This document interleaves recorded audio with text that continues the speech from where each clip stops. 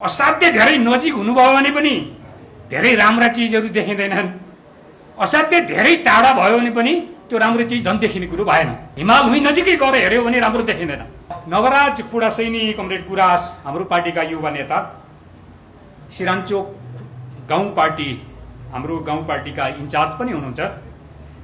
सृजनात्मक अन्तर्वस्तु उहाँको व्यक्तित्व हो। 55-56 सालमा हामी दुवै भाइ झन्डै 9 महिना जति गोर्खा जेलमा सँगै बस्यौं। त्यति बेला उहाँलाई राम्रोसँग अध्ययन गर्ने व्यक्तिगत हिसाबले मैले अवसर पाएँ। मान्छे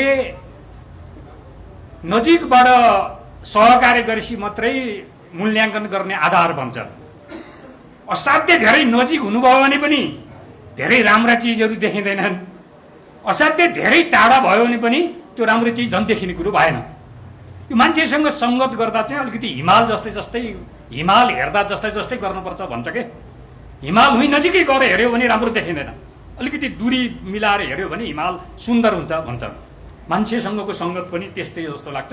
खै जेलमा सहकार्य गर्ने अवसर प्राप्त भयो र उहाँको यो कवि मन भन्छ नि सरल भाषामा, त्यो कवि मन चाहिँ धेरैचोटि छलफल गर्दा, सहकार्य गर्दा, विभिन्न कार्यक्रमहरूको चाहिँ नि निर्माण गर्दा चाहिँ उहाँको त्यो कवि मन अभिव्यक्त हुन्छ र त्यही कवि मनको एउटा समुच्च पहिलो कृतिको रूपमा चाहिँ सङ्घर्षमा सिरानचोक भन्ने पुस्तक निस्किएको छ। केन्द्रीय कार्यालय पनि कार्यक्षेत्र बनाएर उहाँले काम गर्नुभयो। पछि गोर्खामा गएर पार्टीको जिम्मा लिएर काम गर्न थाल्नुभयो, सिरानचोकलाई केन्द्र बनाएर। सायद त्यही भएर पार्टीले दुईचोटि उहाँलाई पालिका अध्यक्षको टिकट पनि दियो, तर हामीले विजय निकाल्न सकेनौँ। सायद नवराजी विजय भएर पालिकाको अध्यक्ष भएको भए यो पुस्तक यही बेलामा यसरी आउँथेन होला सायद। त्यो सम्भव पनि म देख्दिनँ। त्यसो भएको हुनाले पुस्तक लेख्न चाहिँ त्यस्ता जिम्मा, त्यस्ता झन्झटबाट अलिकति अब अर्कोतिर बस्नुपर्ने रहेछ कि भन्ने दृष्टान्त पनि यहाँ जोडिन्छ। खै लेखकलाई म यस अर्थमा धन्यवाद भन्न चाहन्छु, बधाई भन्न चाहन्छु।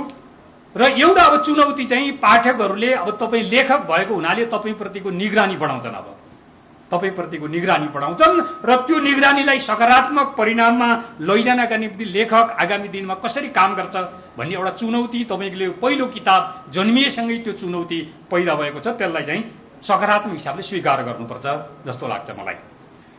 अब पुस्तक 204 पृष्ठको छ र 3 खण्डमा इतिहास खण्ड, बलिदान खण्ड र जीवनी खण्ड भनेर उहाँले विभक्त गर्नुभएको छ।